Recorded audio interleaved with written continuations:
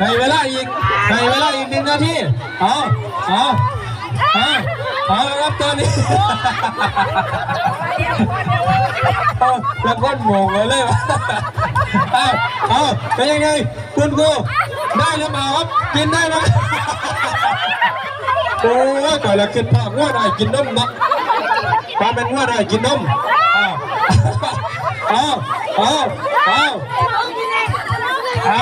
นับ 5 นับ 4 นับ 3 นับ 2 นับ 1 นับ 0หมดเวลาเบิ่งบัดนี้มาเบิ่งผู้ใดกินอะไรก็มองผู้ใดกินอะไรก็มองเฮ้ยอันนี้ไม่หลายแท้อันนี้ผมมีหัวห้อยอันนี้มีอยู่ครับอันนี้กับมีเนี่ย